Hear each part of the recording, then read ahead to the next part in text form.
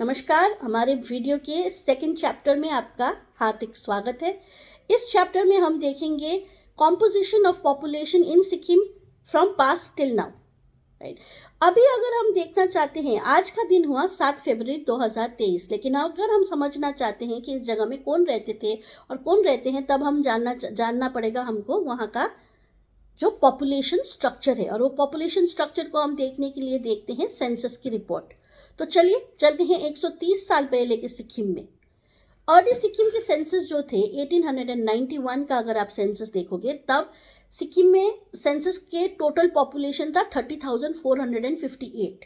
इसमें अगर आप कॉम्पोजिशन देखना चाहते हो कि कौन कौन लोग रहते थे, तब आप देखोगे कि लेप्चा पॉपुलेशन है 5,762, भुटिया पॉपुलेशन है 4,894 और 13,000 पॉपुलेशन है आपकी Nepali speaking population and 6,802 were other communities. अब इसके 60 साल बाद अब अगर पॉपुलेशन प्रोग्रेशन देखना चाहते हो तो पॉपुलेशन 30,000 से बढ़ के 1,37,000 बन गई थी। उस कॉम्पोजिशन में भी अगर आप देखते हो तो लेप्चा पॉपुलेशन था 13,625, भुटिया पॉपुलेशन था अप्रॉक्सीमेटली 20,000, नेपाली पॉपुलेशन था अप्रॉक्सीमेटली 99,000, टिबेटन पॉपुलेशन था 221 और अदर्स की क्वांटिटी थी अप्रॉक्सीमेटली 4,154।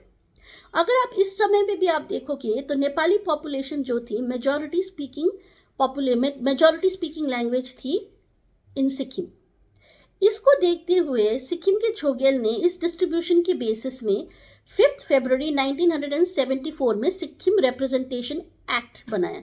सिक्किम रिप्रेजेंटेशन एक्ट इसलिए बनाया गया ताकि हर वर्ग जो सिक्किम में रहता है उसको एक सही तरह से रिप्रेजेंटेशन मिल सके पार्लियामेंट में।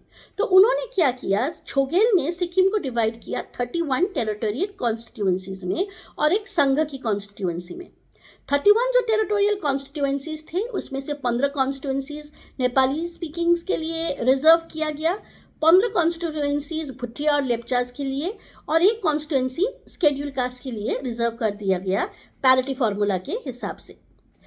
अब आता है ब्लैक बिल ऑफ 1979। उसको समझने से पहले हमको ये समझना पड़ेगा कि 16 मई 1975 से पहले सिक्किम एक इंडिपेंडेंट नेशन था। छोगेल ने उस इंडिपेंडेंट नेशन के राजा के हैसियत में वो रिप्रेजेंटेशन किया था। और जब 1975 में सिक्किम मर्ज हुआ इंडिया में, बहुत सारे ऐसे अग्रीमेंट्स हुए थे कि जो चीज़ जैसे चल रही थी सिक्किम में वैसे ही चली जाएगी। इस अग्रीमेंट में क्या क्या था वो हम बाद में एक वीडियो में आपको बताएंगे, लेकिन अभी हम समझते हैं बिल ऑफ 1979। इस मई 10, 1979 को बिल को black day in Sikkimese Nepali history भी बताया जाता है, क्योंकि 10 मई 1979 में एक बिल टेबल किया गया जनता पार्टी से, जिसके लॉ मिनिस्टर थे शांति भूषण।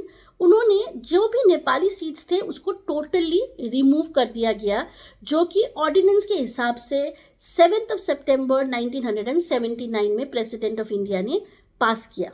अब जो बिल प्रेजेंट होके पास हुआ 1979 में, आप देखेंगे कि जो भुटिया लेप्चाज की सीट थे उसको भी रिड्यूस कर दिया गया।